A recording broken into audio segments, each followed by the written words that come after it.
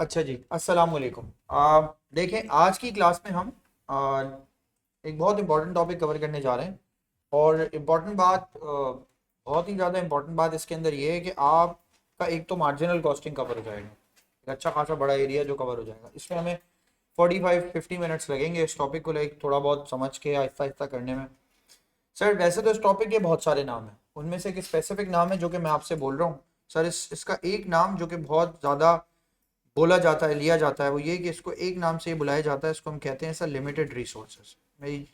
मैं यहाँ पे एक हेडिंग डाल रहा हूँ लिमिटेड रिसोर्सेज के नाम से। सर, मार्जिनल कॉस्टिंग का ये चौथा और सबसे आखिरी एरिया है। इसको यूजुअली बुक्स वगैरह या इसको यूजुअली आपका कोर्स एक और नाम से भी बुलाता है जिसका नाम है सर लिमिटिंग फैक्टर। ये भी नाम अक्सर यूजुअली इसका ये नाम भी लिया जाता है जिसको हम कह रहे हैं सर लिमिटिंग फैक्टर। ये भी इंपॉर्टेंट है। अच्छा, अब कोई भी आपसे बोले सर ये टॉपिक आपने कैसे किस किस अकाउंटिंग की ट्रीटमेंट में करना है, यानी हमारे पास कॉस्टिंग के दो एरियाज हैं, एब्जॉर्प्शन और मार्जिनल। तो लिमिटिंग फैक्टर मैं फिर से आपको लिख के दे रहा हूँ कि सर लिमिटिंग फैक्टर आप मार्जिनल कॉस्टिंग से सॉल्व करेंगे। पहली बात तो ये। दूसरी बात ये कि अगर ये मार्जिनल कॉस्टिंग से सॉल्व होगा तो एक इंपॉर्टेंट बात ये है कि इसके अंदर यहाँ पे लिखा जाएगा कि यहाँ आएगा आपके पास सर कंट्रीब्यूशन मार्जिन। ये आएगा इसके बाद दूसरा एरिया, ये कंट्रीब्यूशन मार्जिन पे चलता होगा। कोई कंट्रीब्यूशन मार्जिन बड़ी इंपॉर्टेंट चीज होगा इसके लिए। फिर सर एक पहले तो लिख लें ये, फिर मैं आगे बात करूं। सर, ये जो क्वेश्चन है ये बेसिक क्या है, इसके बिहाइंड द सीन फंक्शन क्या है। अक्सर होता ही है मैं क्वेश्चन लिखवा के आपको उसका पीछे का सीन समझाता हूँ। मैं इस क्वेश्चन के स्टार्ट में आपको समझा रहा हूँ उसके पीछे क्या होगा। मेरी बात समझ रहे हो? मतलब मैं ये समझा रहा हूँ, रिजल्ट आएगा तो हम देखेंगे अच्छा ये हुआ। अब हम नहीं, हम शुरू में ही देख रहे हैं ये हुआ, इसका मतलब मोस्टली आपको क्वेश्चंस में ये दो चीजें मिलेंगी। देखिए, limiting factor is about factors of production. Factors of production कितने होते हैं सर? चार: लैंड, लेबर, कैपिटल और इंटरप्राइज। इनमें से कोई रिसोर्स फैक्टर, इसको कहते हैं ना रिसोर्स को। फैक्टर्स ऑफ प्रोडक्शन मतलब रिसोर्सेस, बिजनेस की रिसोर्सेस चार होती हैं। उनमें से किसी किसी में भी शॉर्टेज हो जाए, मैं कह रहा हूं लिमिटिंग फैक्टर का बेसिक मतलब आप बिल्कुल ये समझ लें कि जैसे आपके पास कोई सप्लायर हो, सप्लायर हो जो आपको कोई मटेरियल प्रोवाइड करता हो, और आपके पास जो भी मटेरियल हो, फर्ज करें आपको सप्लायर एक मटेरियल प्रोवाइड कर रहा हो जिसको मैं कहता हूं आपको 500 या 5000 केजीज आपको जो है वो जो है ना सप्लाई कर रहा हो आपको, लेकिन रिक्वायरमेंट कितनी की हो? सर, आपकी डिमांड हो, फर्ज करें मैं कहता हूं यहां पे आपकी डिमांड हो 6000 केजीज की। तो जवाब दीजिए, आप जितना बनाना चाहते हैं, आप जितना प्रोड्यूस करना चाहते हैं, क्या आप उतना प्रोड्यूस कर पाएंगे? क्यों? क्या चीज हो गया है? इनसफिशिएंट क्या हो गई है? रिसोर्स। रिसोर्स कम पड़ गई आपको। सर, एक तो बड़ा आसान मैंने आपको बताया है, आपको 5000 6000 केजी रिक्वायर्ड है, आपको अवेलेबल 4000 केजी है, तो आप उतना बना ही नहीं सकते जितना आपके लिए ज़रूरी है। मैं जैसे एग्जांपल दूं आपको, फीस्ट में भी शायद सेम चॉकलेट यूज़ होती हो जो कॉर्नेटो में यूज़ होती है। जो उसके चॉकलेट के ऊपर, कोन के ऊपर आपको नज़र आता है, शायद वही चॉकलेट यूज़ होती हो। तो आप खुद बताएं कौन सी चीज़ ज़्यादा बिकती है? फीस्ट बिकती है या कॉर्नेटो ज़्यादा बिकती है? कौन सी चीज़ ज़्यादा बिकती है? कॉर्नेटो ज़्यादा बिकती है सर। सर, अगर कॉर्नेटो ज़्यादा बिकती है, यार इंटरनेट डिस्कनेक्ट हो गया, एक मिनट रुक जाइएगा बस। मैं इसी से डर रहा हूँ आज पूरे दिन, क्योंकि ना मैंने पिछली क्लास कैंसिल की है इसके लिए, इस हरकत की वजह से। आज मेरे सारे इंटरनेट बंद हैं, इस बिल्डिंग के सारे इंटरनेट बंद हैं।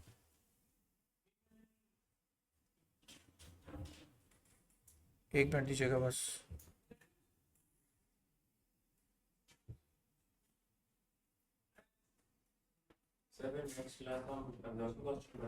नहीं नहीं नहीं, पहले हम marginal costing and decision making पढ़ेंगे, फिर हम आगे आगे काम करेंगे। मैं एक मिनट इसको रिकॉर्डिंग। अच्छा, तो हम वापस आ गए सर इसमें। अब सुने सर, मेरी बात सुने सर, या तो सप्लायर का मटेरियल आपके पास क्या कर जाए सर, शॉर्ट हो जाए। सर, इसके अलावा हम सर किस में बात कर सकते हैं? सर, इसके अलावा हम एक और चीज़ पे बात कर सकते हैं, वो ये है कि सर फर्ज कीजिए आपके पास लेबर काम कर रही हो, राइट? और जो लेबर आपके पास काम कर रही है सर, फर्ज कीजिए वो आपको, एक लेबर आपको फर्ज करें देती है दिन में 8 आवर्स, 8 घंटे के लिए कोई बंदा आपके पास आता है, 8 आवर्स, और सर 8 आवर्स के लिए एक एम्प्लॉय आपके पास आता है, फर्स्ट करें वो आपके पास 5 डेज काम करता है, तो जवाब दें वो आपको टोटल हफ्ते के कितने घंटे दे रहा है, 40 आवर्स। मैंने कहा सर वो बंदा आपको हफ्ते के दे रहा है 40 आवर्स। फिर ऐसे आपके पास 5 लोग और हैं, सर ऐसे आपके पास 5 लोग और हैं, तो मैंने इसका मतलब है 5 वर्कर्स से इसको क्या कर दिया, मल्टीप्लाई। तो सर इसका आंसर मेरे पास कितना आया, total number of hours available कितने आ गए, 200। मेरे पास 200 आवर्स का वर्कफोर्स मौजूद है, लेकिन मुझे सर अपनी प्रोडक्शन के लिए 250 आवर्स की जरूरत है। तो सर इसका मतलब है मेरी लेबर जो है वो मुझे शॉर्ट है। आ रही है बात समझ में? मेरे 250 आवर्स रिक्वायर्ड है, लेकिन मेरे पास जो आवर्स रिक्वायर्ड हैं उनके हिसाब से मेरे पास लेबर अवेलेबल नहीं है। तो अब सर ये फिर किस टाइप के क्वेश्चंस होते हैं, या ये क्वेश्चंस क्या क्या काम कराते हैं आपसे, सबसे पहले सुने। सर बेसिक बात जो इस क्वेश्चन से रिलेट करके आगे बढ़ाई जाती है, जो सबसे पहले बात लिखवाई जाती है, वो ये कि सर किसी भी दुनिया में कोई भी बिजनेस हो ना, सर उस बिजनेस का एक सर्टेन ऑब्जेक्टिव है। सर एग्जांपल दे रहा हूं मैं आपको, बिजनेस का किसी को पता है मेन ऑब्जेक्टिव क्या होता है, एनीवन? जैसे बिजनेस ऑब्जेक्टिव्स के बारे में बताओ।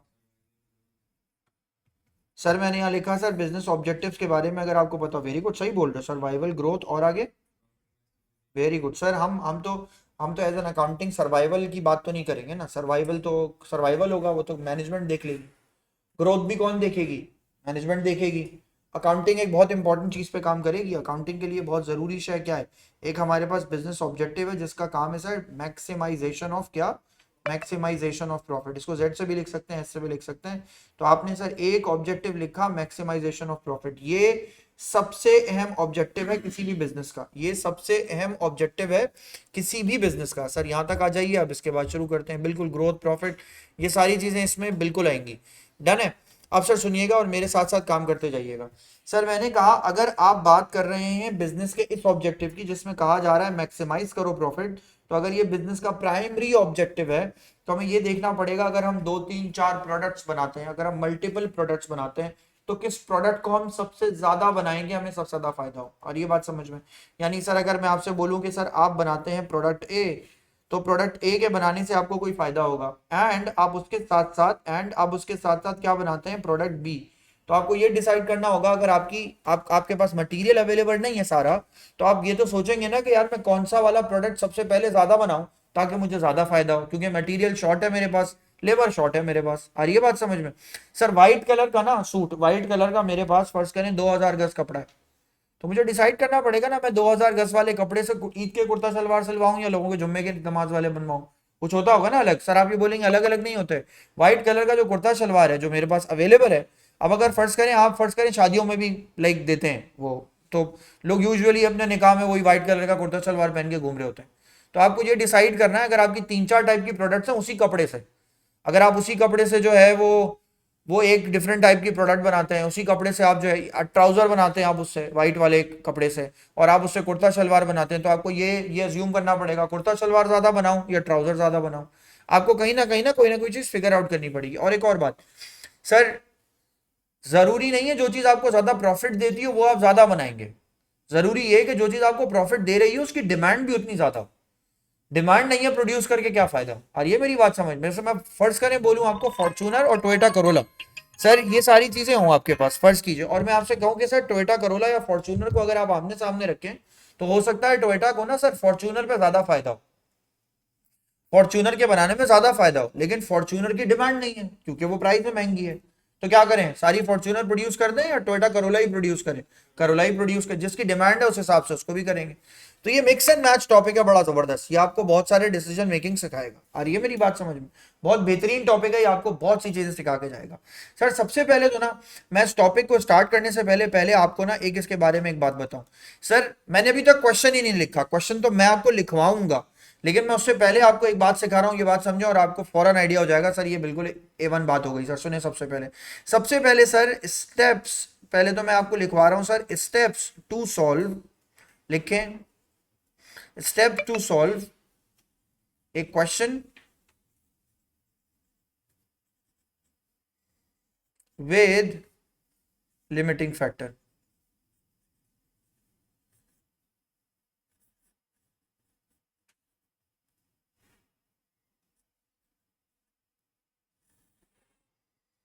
question to steps to solve a question with a limiting factor.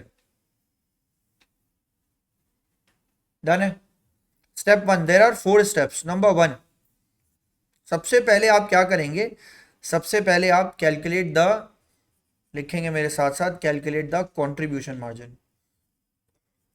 सबसे पहले आप ये करेंगे, आप कंट्रीब्यूशन मार्जिन को कैलकुलेट करेंगे. सबसे पहला काम, स्टेप 1 लिख लें. स्टेप 2 क्या होगा सर? स्टेप 2 होगा सर आपके पास कैलकुलेट कंट्रीब्यूशन मार्जिन. इसको हम यूं भी कहते हैं contribution margin per unit. Contribution margin per unit, आगे मैंने लिखा पर लिमिटिंग फैक्टर. सर ये क्या बला हो गई सर? कुछ भी नहीं. मैथमेटिकली बात को समझे, पर का मतलब होता है डिवाइड. इसका मतलब है contribution divided by limiting factor. लेकिन मैंने वाजे किया आपको एक बात कि कंट्रीब्यूशन कौन सा वाला, टोटल वाला या पर यूनिट वाला? पर यूनिट वाला, पर यूनिट वाला. मैंने ये बात वाजे की यहाँ पे कि contribution margin per unit divided by limiting factor. ये दूसरा स्टेप हो गया सर. इसी तरह सर आपके पास तीसरा फैक्टर आएगा. तीसरा फैक्टर लिखें सर मेरे साथ साथ. फिर आप लिखेंगे सर, आप यहाँ मेंशन करेंगे सर आगे कैलकुलेट लिखें, या बल्कि तीसरे फैक्टर को आप मॉडर्न जरा तरीका ले जाएं सर. थर्ड को लिखें सर रैंकिंग करेंगे आप इसकी. आप इसकी रैंकिंग करेंगे. कौन से ऑर्डर में सर रैंकिंग करेंगे? सर मैं यहाँ लिख देता हूँ सर आपको. आप इसकी रैंकिंग करेंगे सर डिसेंडिंग ऑर्डर में. डिसेंडिंग ऑर्डर, असेंडिंग नहीं, डिसेंडिंग ऑर्डर. यानी जो सबसे पहला होगा उसको सबसे पहले रखेंगे. जो कंट्रीब्यूशन मार्जिन पर लिमिटिंग फैक्टर दे रहा होगा सबसे ज्यादा, वो सबसे पहले बनेगा. डिसेंडिंग का मतलब ये होता है हाईएस्ट वाले को सबसे पहले रखो, लोएस्ट वाले को बाद में रखो. असेंडिंग ऑर्डर क्या होता है? लोएस्ट को पहले रखो और बाकी को बाद में रखो. इससे कोई फर्क नहीं पड़ेगा, बेसिक बात बता रहा हूँ. जो हाईएस्ट कंट्रीब्यूशन पर लिमिटिंग फैक्टर देगा वो सबसे ज्यादा बनेगा. फिर सर आपके पास फोर्थ पॉइंट लिखिएगा सर मेरे साथ साथ. सर फोर्थ पॉइंट ये होगा डिवाइस द प्लान. अब आप इसके बाद एक प्लान नया बनाएंगे, डिवाइस द प्लान. उसके लिए मैं आपको एक मैजिक सिखा दूंगा, वो आप सीख जाएंगे. सो आपके इस टॉपिक के अंदर 4 स्टेप्स इन्वॉल्व हैं. स्टेप 1 क्या है? कैलकुलेट क्या करें? कंट्रीब्यूशन मार्जिन पर, हाँ contribution margin per unit. Example की बात नहीं है सर, यहाँ लिखना भी चाहिए आपको कंट्रीब्यूशन मार्जिन पर यूनिट. उसके बाद आपको क्या निकालना चाहिए? Calculate the contribution margin per unit पर लिमिटिंग फैक्टर. फिर आपको क्या निकालना चाहिए? रैंकिंग. फिर उसके बाद आपको क्या करना चाहिए? Device the plan. एक्चुअली ये काम है आपका. अब सर मेरे साथ साथ जरा एक क्वेश्चन है, मैं इसके नीचे क्वेश्चन लिखता हूँ. कुछ चीजें आपको पुराने वाले पार्ट से भी इसमें कनेक्ट करवाऊंगा, कुछ नई भी करवाऊंगा. सर हेडिंग डालिए मेरे साथ साथ. सर मैंने यहाँ के लिखा सर आपके पास क्या आएगा? आपके पास आएगा सर इलस्ट्रेशन. और मैंने यहाँ लिखा सर आगे इलस्ट्रेशन पे बात करते हैं. सर इलस्ट्रेशन नंबर 1 मेंशन करना शुरू करते हैं. फिर सर यहाँ लिखेंगे आगे the directors of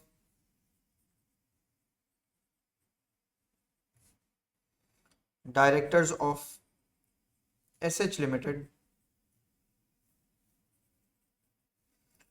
decide to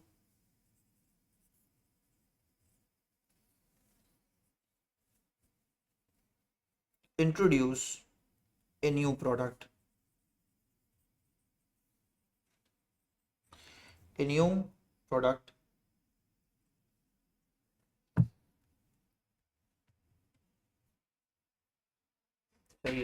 full stop. They intend to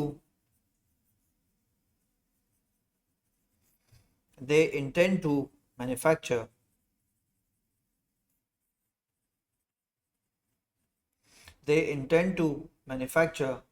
and sell boxes of golf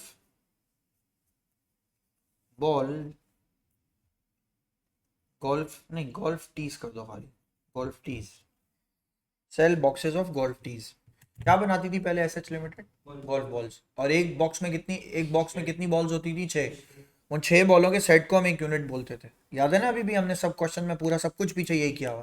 फिर सर आगे बताइए सर आपके पास अब क्या है? अब आपके पास कहानी है. अब क्वेश्चन आपको ये बोल रहा है कि अब आपको गोल्फ टीज बनानी. टीज होता है क्या होता है?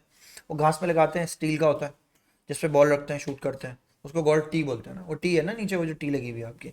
तो गोल्फ बॉल जो बना रहे, तो उन्होंने सोचा यार हम अपनी प्रोडक्ट के साथ उसकी जो कंपोनेंट पार्ट है, कहते हैं ना इकोनॉमिक्स में इसकी एक टर्म है कि वो वाली प्रोडक्ट उसके लिए कॉम्प्लीमेंट्री गुड होती है. मतलब अगर, हाँ ना, क्या कहते हैं? कॉम्प्लीमेंट्री गुड्स है ना. ये तो मतलब ये है कि आप गोल्फ की बॉल को घास पे रख के थोड़ी थ्रो करेंगे, और अगर करेंगे भी तो सबसे पहले तो एक टी होगी ना जिस पे लगाएंगे बॉल रखेंगे फिर शूट करेंगे, तो सर उन्होंने गोल्फ बॉल टीज बनाने के बारे में सोच लिया। अब इसका मतलब है अब ये दो प्रोडक्ट्स बनाएंगे। पहली कौन सी प्रोडक्ट बनाएंगे खिजर? पहली प्रोडक्ट बनाएंगे गोल्फ बॉल्स और दूसरी प्रोडक्ट कौन सी बनाएंगे? Golf ball tees. अच्छा मैं थोड़ा सा डाटा आपके, ताकि यार कुछ बोरिंग एलिमेंट भी हटे, तो मैं उसके लिए भी आपके लिए कुछ डाटा नया भी ऐड कर रहा हूँ। इसके नीचे लिखिएगा sir information, information on their, on their two products is as follows.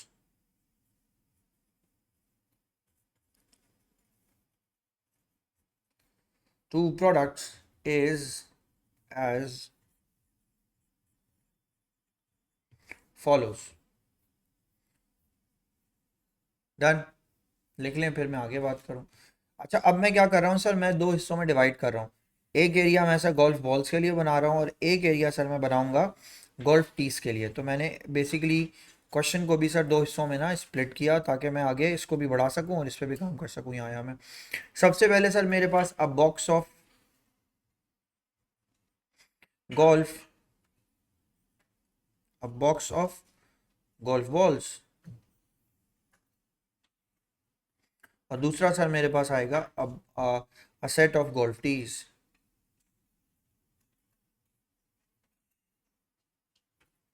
a set of golf tees। Sir मैंने ये यहाँ मेंशन कर लिया, मेरे साथ साथ सर यहाँ पे आके इसको मेंशन कर लीजिए। अच्छा अब मैं इसके साथ साथ आपको इसके अंदर और भी चीज़ें इंक्लूड करूँगा ताकि आप और मज़ीद चीज़ें इसमें जो है ना वो सीख सकें। एक मिनट दीजिएगा, मैं ज़रा लाइन कर लूँ इसको ताकि ये बिल्कुल सही आ रहा हो। डन। सर उसके बाद आ जाए सर, सबसे पहले सर हमें ये देखना है, हमने इनकी सेलिंग प्राइस डिसाइड करनी है। अब मैं सेलिंग प्राइस पर यूनिट रख रहा हूँ सर। मैंने आपसे कुछ दिनों पहले कहा था सर, अगर मैं फ़र्ज़ करें गोल्फ बॉल्स बेचूंगा, तो आपको याद है हम गोल्फ बॉल्स कितने की बेच रहे थे? मैं चेंज नहीं करता उसको सर, हम $18, सॉरी $18 की सर हम गोल्फ बॉल्स जो है ना वो बेचते हैं। और टीज़ हम कितने की बेचते हैं सर? 6। एक गोल्फ टी बेचेंगे तो 6 की बिक जाएगी, लिख लीजिए। फिर सर हमारे पास इवेंचुअली सर इसका मटेरियल होगा। मैंने लिखा सर डायरेक्ट मटेरियल क्वेश्चन में गिवन होगा। एक का मटेरियल हमारे पास गोल्फ टीज का कितने का होगा? गोल्फ टीज का मटेरियल होगा हमारे पास 2 का।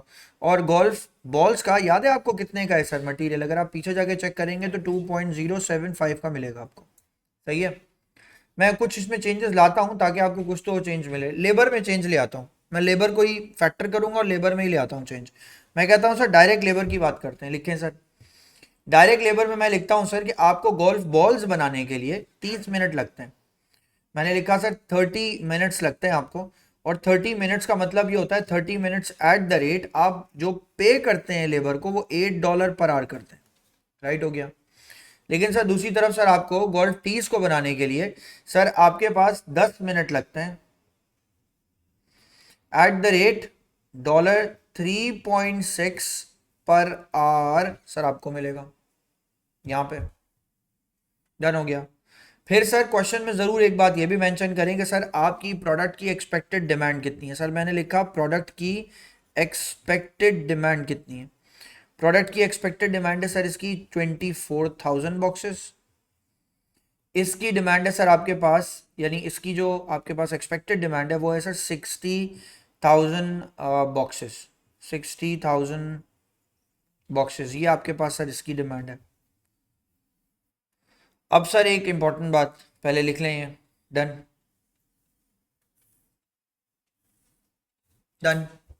अब नीचे आइएगा सर, दो तीन लाइन ऐसी छोड़ दीजिएगा, उसके बाद नीचे आके लिखिएगा sir the company,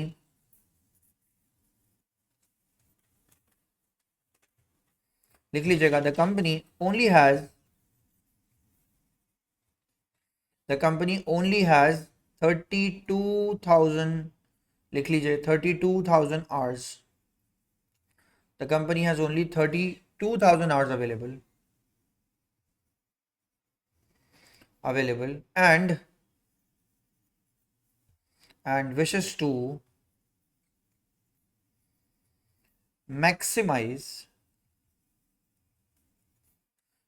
to maximize profits by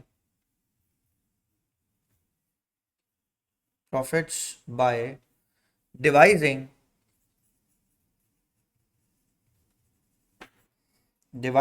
a optimum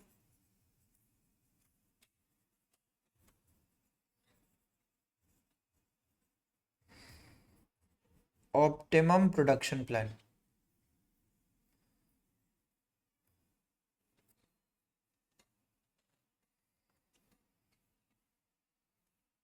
done, सबने लिख लिया। अब सुनिए सर, आपको ना मैं इसी के साथ साथ कुछ बहुत ही इंपॉर्टेंट इसकी ना कुछ वर्किंग्स कराऊँ, डन है। ध्यान से देखिएगा और अब मेरी बात को समझिएगा जो मैं आपसे कहने जा रहा हूँ। अब क्वेश्चन असल में ये होना चाहिए sir, how many units SH limited should produce, कितने यूनिट्स एसएच लिमिटेड को बनाने चाहिए ताकि वो अपना मैक्सिमम प्रॉफिट अचीव कर पाए।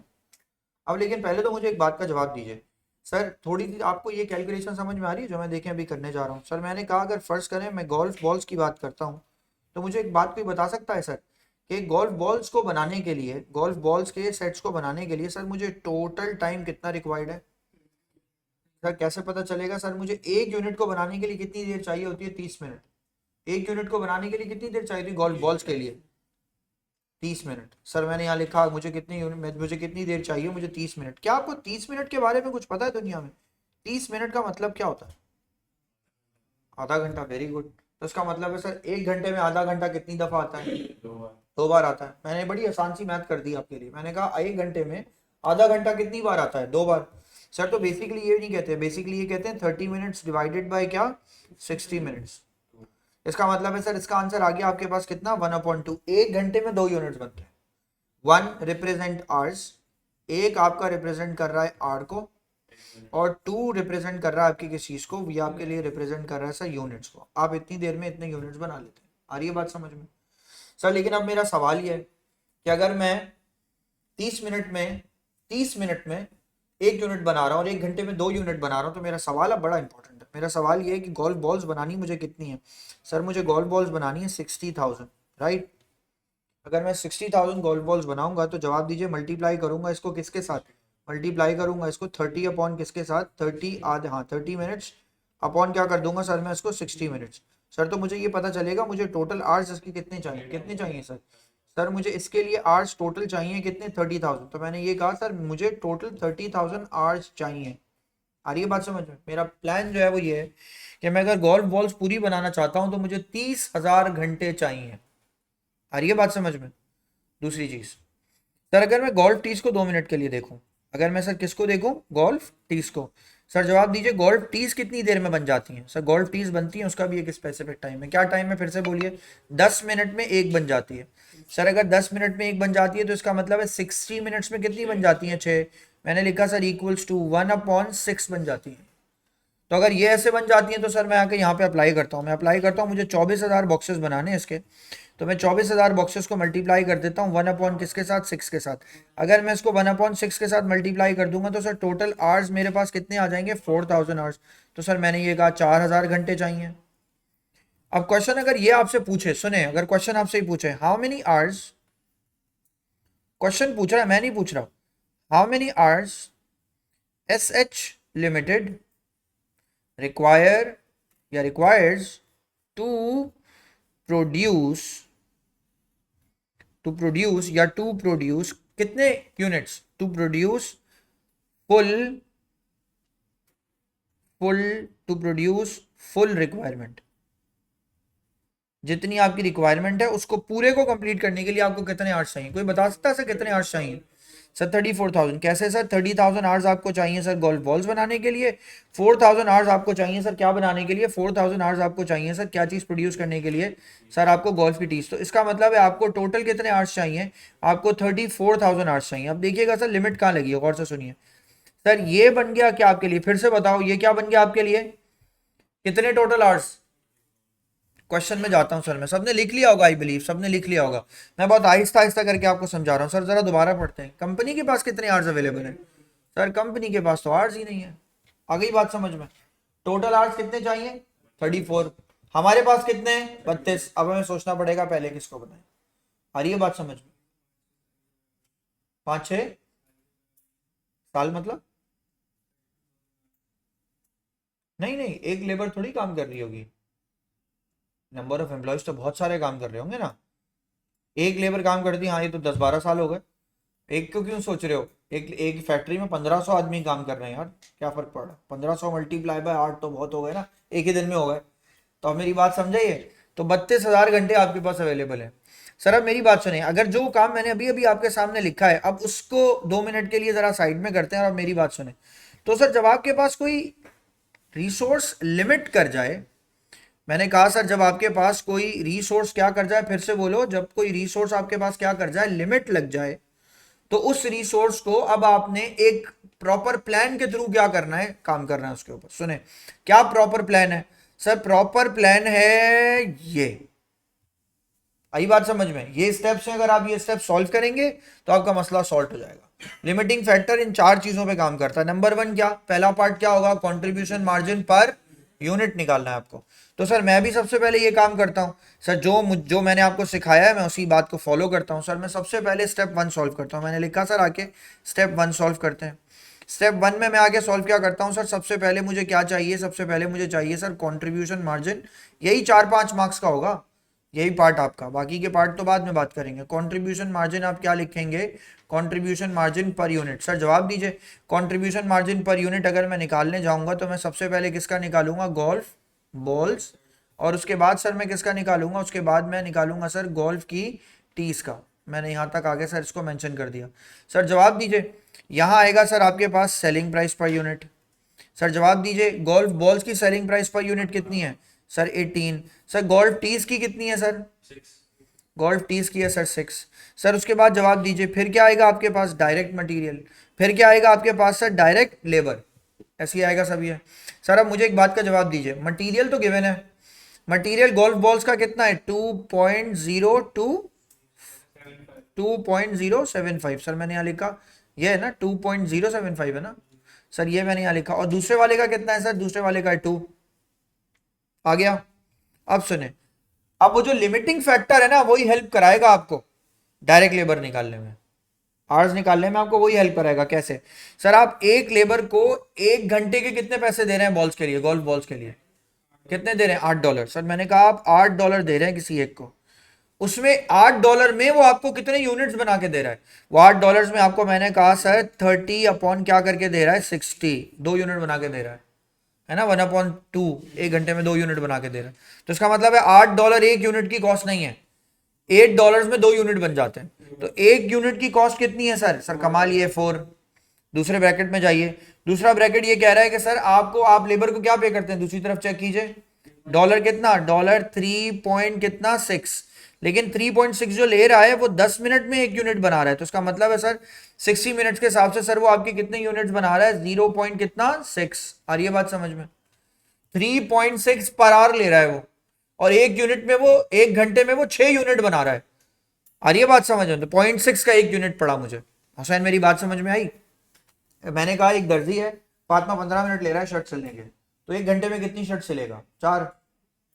एक बंदा है सर, एक बिरयानी की प्लेट जो है वो 3 मिनट में बना देता है, तो उसका मतलब है आधे घंटे में वो कितनी प्लेटें बना देगा, 10। वही बात कर रहा हूं मैं, 2 घंटे में 1 यूनिट बनता हो, तो सर 2 घंटे का तो मतलब ही अगर वो 1 घंटे के आपसे $10 चार्ज कर रहा है तो वो 1 यूनिट के आपसे $20 चार्ज कर रहा है। और ये बात समझ में, 2 घंटे तक कर रहा है वो। सर अब जवाब दीजिए सर, अगर मैं इन दोनों वैल्यूज को, ये जो 2.5 है, इसको अगर मैं इसमें से माइनस कर दूं तो कोई मुझे बताएगा सर इसका आंसर क्या निकल के आएगा आपके पास, इसका आंसर आएगा सर आपके पास क्या, इसको आप बोलेंगे सर कॉन्ट्रीब्यूशन, क्या कॉन्ट्रीब्यूशन मार्जिन, आप यहाँ लिखेंगे पर यूनिट। सर जवाब दीजिए, contribution margin per unit, sir answer निकालिए इसका। पहले वाले का आंसर आएगा 11.925, ये पहले भी आ रहा था। नेक्स्ट आंसर निकालिए।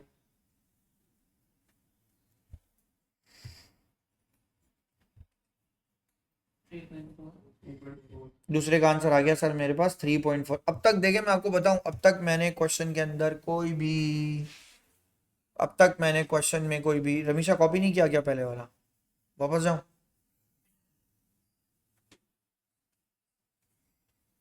अब तक मैंने ना क्वेश्चन में किसी भी किस्म का, अब तक मैंने क्वेश्चन में किसी भी किस्म का कोई भी जंतर मंतर लॉजिक कुछ नहीं बोला। मैंने आपको सीधी बात बताई, पहला काम क्या करो, कंट्रीब्यूशन मार्जिन पर यूनिट निकाल लो। यार ये तो मार्जिनल कॉस्टिंग में शुरू से चल रहा है ना, अभी तो इसके लिए कोई लिमिटिंग फैक्टर नहीं है। अब यहां से हमेशा एंड में कॉपी करना सर, अब यहां से ना स्टेप 2 पे जाते हैं। ये कौन सा स्टेप है, स्टेप नंबर 1, इसके एग्जामिनर आपको 5 मार्क्स देते हैं। अब आ जाते हैं सर, आ जाते हैं स्टेप नंबर 2 पे। सर हेडिंग डालिए मेरे साथ साथ। अब आप आएंगे स्टेप 2,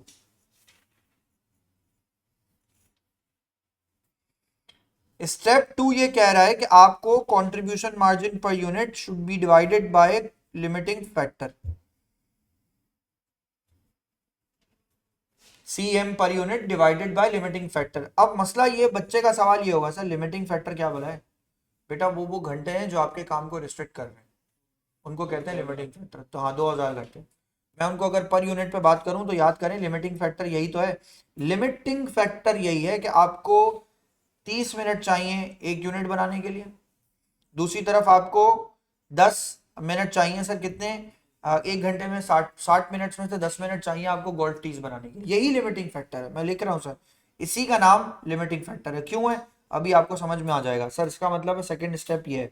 सेकंड स्टेप में आपको एक तरफ तो सर ये ड्रॉ करना चाहिए, आपके पास पहले क्या आएगा, गोल्फ बॉल्स, और फिर आपके पास क्या आएगा सर, फिर आपके पास आएगा सर यहाँ पे गोल्फ टीज। दोनों को मैंने सर यहाँ लिखा। स्टेप 1 हो गया, स्टेप 2 में हम आ गए। अब स्टेप 2 में आ गए तो सर जवाब दीजिए। सबसे पहले आपके पास क्या आएगा, contribution margin per unit. Check करें sir, contribution margin per unit कितना आ रहा है, 11.925, और दूसरा गोल्ड टीज का कितना आ रहा है, 3.4। सही हो गया सर, यहां तक मैंने लिख दिया। अब सर सुने, इसके बाद क्वेश्चन ये कह रहा है इसको लिमिटिंग फैक्टर से क्या कर दो, डिवाइड। सर लिमिटिंग फैक्टर क्या बता रहा है कि लिमिटिंग फैक्टर क्या है, इसका लिमिटिंग फैक्टर है 30 अपॉन क्या, 60, और दूसरा लिमिटिंग फैक्टर क्या बता रहा है सर, वो क्या है 10 अपॉन क्या, 60। अब कैलकुलेटर पे आपको याद है ना, जब आप इस फिगर को डिवाइड करेंगे तो क्या होगा, रिवर्स हो जाएगा। सर ये क्या बोल रहे हैं आप, रिवर्स हो जाएगा। रिवर्स से मतलब समझे, कैलकुलेटर पे आप इसको कैसे लिखोगे, मुझे समझ में आ रहा है, कॉमर्स के बच्चे होते हैं जरा मैथमेटिकली थोड़ा सा परेशान होते हैं। अगर मैं ये लिखूंगा ना तो 11.925 डिवाइडेड बाय, मैं लिखूंगा 30, तो कैलकुलेटर 30 अपॉन 60 करेगा, यही करेगा ना कैलकुलेटर भी। तो कैलकुलेटर पहले क्या करना ही नहीं, आप लिख सकते हैं कैलकुलेटर पे डायरेक्ट ब्रैकेट डाल के लिख सकते हैं।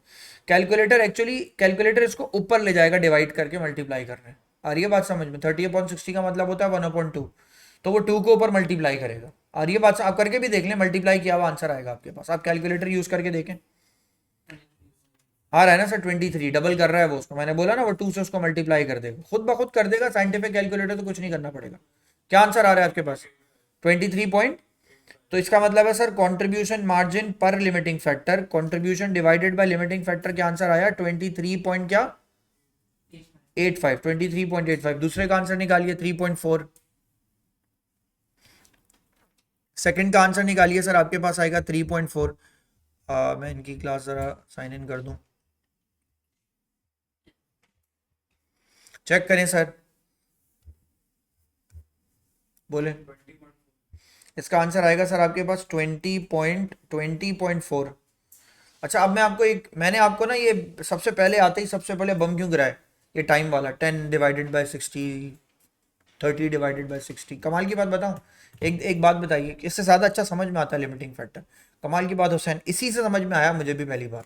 आप यकीन करें मुझे भी पहली बार समझ में आया, वाह ये फैक्टर था। जब मेरे टीचर ने डिवीजन वाले क्वेश्चंस कराए, मैं आपको पहले ही डिवीजन करा रहा हूँ, देखो एक कमाल है इसमें।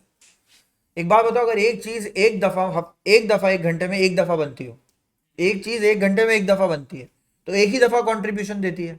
लेकिन एक चीज एक घंटे में 2 दफा बनती है तो 2 दफा कंट्रीब्यूशन देती है। ये सर कमाल है इसका क्वेश्चन का। अगर मैं आपको ये ना कराऊं ना तो बड़ा मुश्किल होगा आपको समझना। एक चीज एक घंटे में, तबाह हो रही है क्लास ऑनलाइन जो है ना, बंद हुआ जा रहा है आया जा रहा है। सर एक चीज जो है एक घंटे में 6 दफा बनती है, तो जवाब दो वो कितनी बार कंट्रीब्यूट करती है, 6 दफा। सर ट्राई करके देखें, 3.4 को 6 से मल्टीप्लाई करके देखें, 3.4 को सर 6 से मल्टीप्लाई करें, जरा आंसर देखिए क्या आंसर आ रहा है सर। वही आंसर आ रहा है सर जिसको लिमिटिंग फैक्टर से आप डिवाइड करके ला रहे हैं। मैं बता रहा हूँ ना, उसको मैथमेटिकली आप क्या करते हैं, उसको मैथमेटिकली आप मल्टीप्लाई करते हैं। एक मिनट रुकिएगा बॉस, ये कनेक्ट हो ताकि मैं, चले अब सुने सर। एक चीज एक घंटे में 2 बार कंट्रीब्यूट कर रही है और एक चीज एक घंटे में 6 बार कंट्रीब्यूट कर रही है। लेकिन कमाल देखें, मैंने पहला क्वेश्चन क्या रखा है, वो 2 दफा भी कंट्रीब्यूट कर रही है मगर ज्यादा कर रही है, और वो 6 दफा भी बन के भी उतना कंट्रीब्यूट नहीं कर पा रही जितना कि वो 2 दफा बन के कंट्रीब्यूट कर रही है। कितना अच्छा हो गया ये। बिरयानी ज्यादा बना के खिलाऊं या कोरमा खिलाऊं लोगों को। मैं चिकन गार्लिक मायो रोल बनाता हूँ, लोग बहुत खाते हैं मेरी दुकान पे, लेकिन मेरा बड़ा दिल करता है मैं लोगों को बीफ बर्गर खिलाऊं, क्योंकि कंट्रीब्यूशन मुझे बीफ बर्गर से ज्यादा है ना, बात समझ में आई। तो सर मुझे ज्यादा कोशिश क्या करनी चाहिए, जिस चीज से मुझे कंट्रीब्यूशन ज्यादा मिल रहा है पर आवर, क्योंकि मेरे आवर्स रिस्ट्रिक्टेड हैं, तो मैं ज्यादा से ज्यादा वो प्रोड्यूस करके दूं। लेकिन सर मैं बोल रहा हूं एक रिस्ट्रिक्शन अभी बाद में अगले क्वेश्चन में आएगी, वो ये है कि आप प्रोड्यूस तो ज्यादा करना चाह रहे हैं लेकिन उसकी डिमांड इतनी नहीं है। और ये बात समझ, वो एक अलग मैटर है। अभी बताइए सर, ये बताइए आपके पास शॉर्टेज किस चीज की है, फिर से बोलो, आपके पास शॉर्टेज किसकी है? लेबर की। और आप अगर लेबर को सही से इस्तेमाल करो तो पहले आपको क्या बनाना चाहिए? अब आ गया स्टेप 4, स्टेप 3। सर लिखें sir step number 3। Step number 3 कह रहा है सर पहले क्या बनाओ? Golf balls. और दूसरे नंबर पे क्या बनाओ? Golf tees. दो चीजों पे सर मैंने इसको स्प्लिट किया, एक गोल्फ बॉल्स और दूसरा मैंने बनाया सर गोल्फ टीज।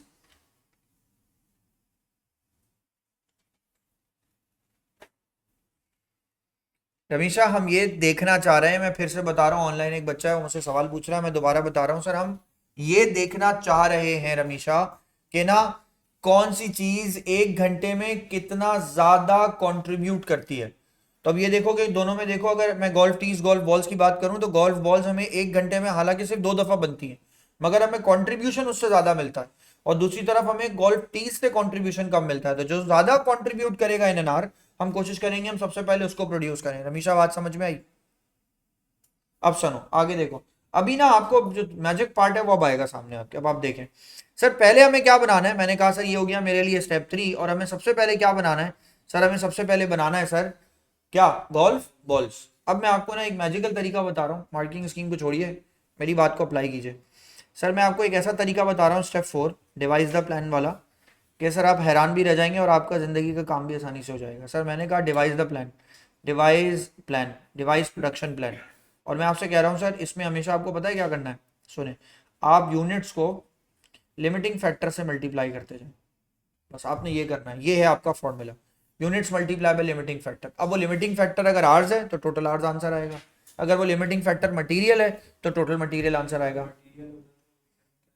फिर उसका लिमिटिंग फैक्टर होता है एक, आप ये कहते हैं कि एक ही जैसा कपड़ा आप 3 प्रोडक्ट्स को बनाने के लिए इस्तेमाल करते हैं, तो हर मीटर पे आपको जितना कंट्रीब्यूशन मिलेगा, तो जो आपको पर मीटर ज्यादा कंट्रीब्यूट करेगा आप वो प्रोडक्ट सबसे ज्यादा बनाएंगे। आ गई बात समझ में? सर अब यहाँ देखिए, अभी मीटर वाला क्वेश्चन पहले ही है, इसके बाद मीटर है सबसे पहले। सर मैंने कहा, सर मैंने एक बंदे से सीखा, ये कॉर्पोरेट में बड़ा अच्छा है। मैंने कहा टोटल आवर्स अवेलेबल, सबसे पहले बंदा ये देखे कि उसके पास टोटल आवर्स अवेलेबल कितने हैं। सर मैंने कहा मेरे पास टोटल आवर्स अवेलेबल कितने हैं सर? 32,000 आवर्स। कितने आवर्स अवेलेबल है बॉस? 32,000।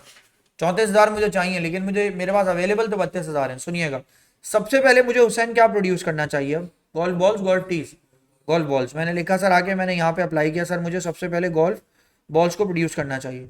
सर गोल्फ बॉल्स के मुझे कितने यूनिट्स बनाने चाहिए पता है आपको?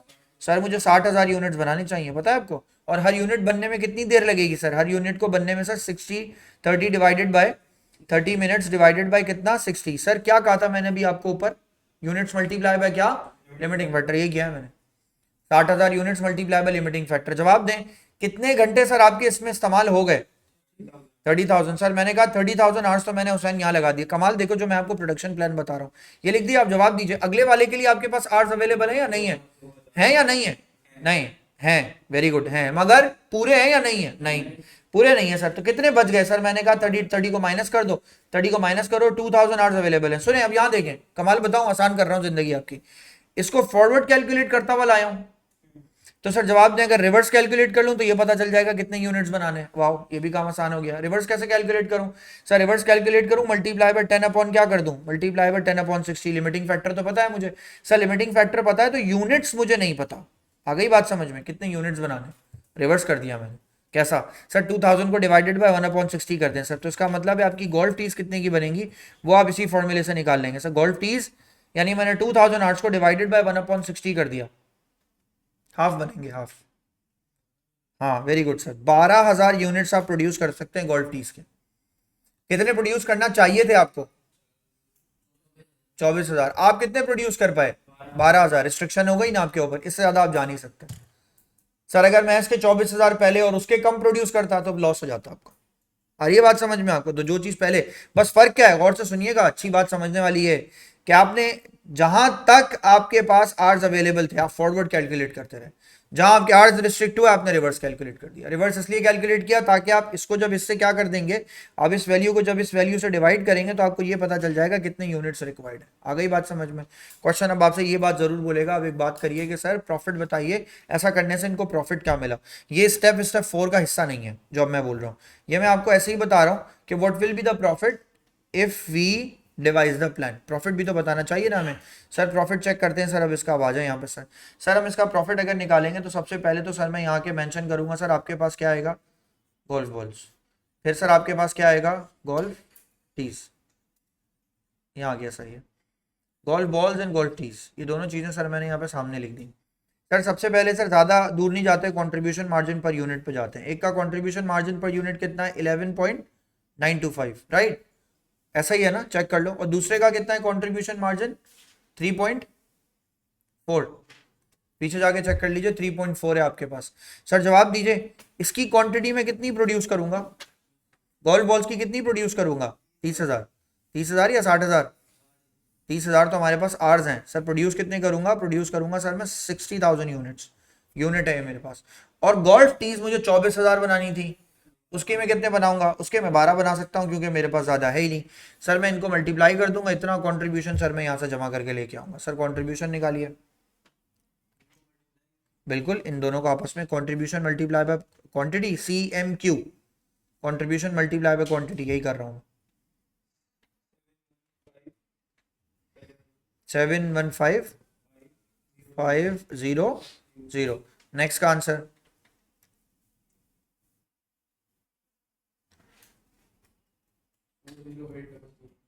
40800, सही है।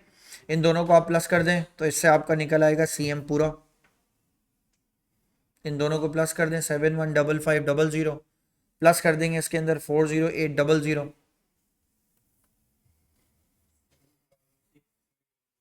756,300। सर इसमें से आप क्या करेंगे, फिक्स्ड कॉस्ट को अभी है नहीं क्वेश्चन में, आप माइनस करेंगे तो इवेंचुअली आपको क्या मिल जाएगा, से आपको मिल जाएगा सर इसके अंदर I have a profit, right. बात समझ में आ गई। How many steps are there, अभी तो क्वेश्चन हम सॉल्व करेंगे अगली क्लास में।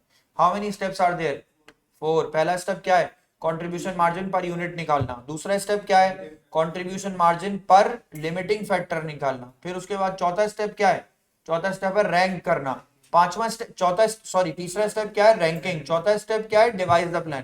फिर आप प्लानिंग करेंगे, जब तक आवर्स अवेलेबल होंगे unit multiply by limiting factor पे जाएंगे।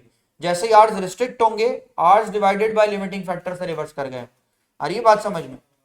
मैं ये बात दोबारा बोल रहा हूँ, आखिरी वाली बात मैं दोबारा बोल रहा हूँ, आखिरी वाली बात। जब तक आवर्स अवेलेबल थे मैं फॉरवर्ड कैलकुलेट कर रहा था, जैसे ही आवर्स खत्म हो गए मैंने रिवर्स कैलकुलेट कर दिया। आ गई बात समझ? अब बहुत सारे क्वेश्चंस और आपका पूरा मार्जिनल कॉस्टिंग रिवाइज हो जाता है इस टॉपिक में। आप जब पढ़ना शुरू करेंगे आप हैरान होंगे, हर चीज आपकी रिवाइज हो रही है। क्वेश्चन में ब्रेक इवन भी निकल रहा है, क्वेश्चन के अंदर सर मार्जिन ऑफ सेफ्टी भी निकल रहा है, फिर लिमिटिंग फैक्टर पे भी बात कर रहा है। तो अपनी बुकलेट लेके आइएगा नेक्स्ट क्लास से, ताकि हम ये काम कर सकें। और मैं उम्मीद कर रहा हूँ इसके क्वेश्चन ऐसे ही आते हैं स्टेप बाय स्टेप। एक स्टेप में आता है कंट्रीब्यूशन निकाल दो, फिर ब्रेक इवन निकाल दो, फिर वो कहता है कंट्रीब्यूशन पर लिमिटिंग फैक्टर निकाल दो, फिर एक स्टेप में आपसे कहता है डिवाइस द प्लान कर दो। रैंक वाला पार्ट खा जाता है वो अक्सर से, रैंक में क्या रखा है 1 2 ही तो करना है, तो उसको वो काट देता है हमेशा। अब हमेशा करना है ये, मेरी बात सुने, कोशिश करें नेक्स्ट क्लास में सब लोग यहाँ पे प्रेजेंट हो, ताकि मैं आपको जो है वो क्वेश्चंस करा सकूं। नेक्स्ट बहुत इंपॉर्टेंट क्वेश्चन है सर इसके अंदर जो कि आपको करने हैं। मैं ये रिकॉर्डिंग आपकी आज की अपलोड कर रहा हूँ फौरन, ताकि आपको ये फौरन मिल जाए और आप इस तरह के क्वेश्चंस को फौरन अटेम्प्ट कर लें। चलें जी, नेक्स्ट क्लास में मिलते हैं, बुकलेट के साथ मिलेंगे नेक्स्ट क्लास में। अल्लाह हाफिज़।